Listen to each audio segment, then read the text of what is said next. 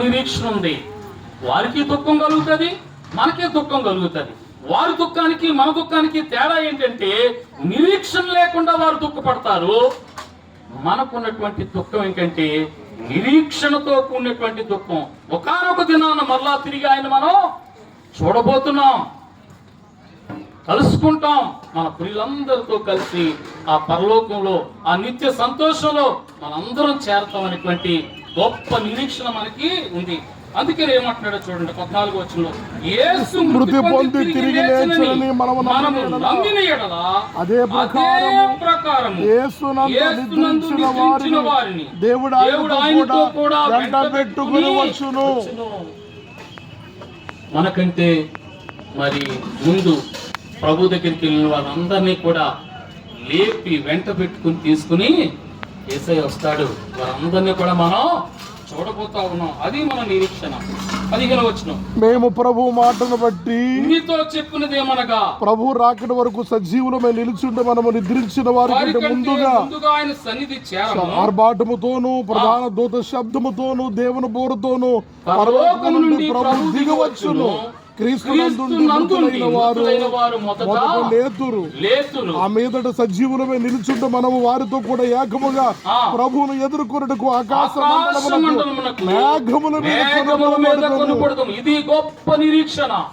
యేసు క్రీస్తునందు విశ్వాసం ఉంచినటువంటి మన అందరికీ ఉన్నటువంటి గొప్ప నిరీక్షణ ఏంటంటే ఒకానొక దినాన్న నిన్ను నన్ను మనందరినీ ఆయన యందు విశ్వాసం ఉంచిన వారందరినీ కొనిపోవడానికి ఆయన మధ్య ఆకాశానికి రాబోతా ఉన్నాడు. మన ప్రియులందరినీ వెంట పెట్టుకుని రాబోతా ఉన్నాడు. ఇదిగో మనల్ని కొనిపోవడానికంట మనకు వచ్చే వాహనాలు ఏంటో తెలుసా?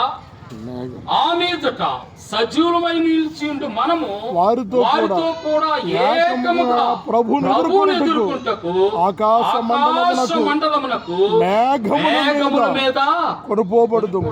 రెప్పపాటులో ఈ లోక సంబంధమైనటువంటి ఈ శరీరము మహిమ శరీరానిగా మార్చబడుతుంది, దాల్చబడుతుంది. ఈ బాడీ ఈ లోకానికి సూట్ అయ్యేది, ఈ బాడీ పరలోకానికి సూట్ అవ్వదు. ఈ బాడీ రెప్పపాటులోనే మార్పు చెందుతుంది. పరలోకానికి సూట్ అయ్యే విధంగా, సరిపోయే విధంగా మహిమ శరీరంగా మార్చబడుతుంది. సో మనందరినీ కూడా మధ్యాకాశానికి ఎలా వెళ్తామంట?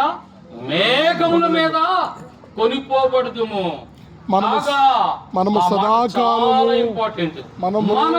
సదాకాలము ప్రభుతో ఉండబోతా ఉన్నాం. ఎంత గొప్ప నిరీక్షణ, ఎంత గొప్ప ఆధిక్యత! ఈ దేవునితో ఉండబోతాం.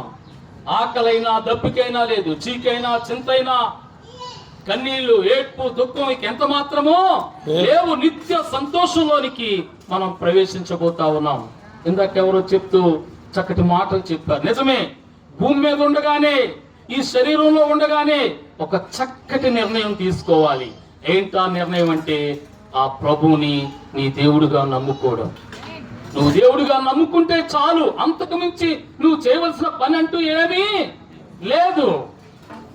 క్రియలను బట్టి మనం నీతిమంతులుగా తీర్చబడలేదు, ఆయన యందు విశ్వాసం ఉంచడాన్ని బట్టి నీతిమంతులుగా తీర్చబడ్డాం. అదే అర్హత నీవు నేను పరలోకానికి వెళ్ళడానికి. నీ క్రియలు నా క్రియలు మన పరలోకానికి తీసుకెళ్ళవు కానీ దేవుని యందు విశ్వాసం ఉంచడాన్ని బట్టి. సో కాబట్టి అలా విశ్వాసం ఉంచిన ప్రతి వారు ఎక్కడ ఉంటారంట? సదాకాలము ప్రభుతో కూడా ఉండబోతా ఉన్నాం. గొప్ప నిరీక్షణ. కాబట్టి చివరి మాట ఏమంటాడంటే, కాబట్టి మీరు ఈ మాటల చేత ఏ మాటల చేత పైన చెప్పబడినటువంటి మాటలన్నిటి చేత ఒకరిని ఒకరు ఆదరించుకుందాం, ధైర్యపరుచుకుందాం, ఒకరిని బట్టి ఒకరు ప్రోత్సాహం పొందుదాం, విశ్వాసంలో బలంగా స్థిరంగా ముందుకు సాగిపోతాం. అట్టి కృప ఆదరణ ఈ కుటుంబానికి ఇవ్వాలని నేను మనస్ఫూర్తిగా కోరుకుంటూ ఈ నా మాటలను ముగిస్తున్నాను. దేవుడి కొద్ది మాటలు దీవించును కాక. ఆమేన్.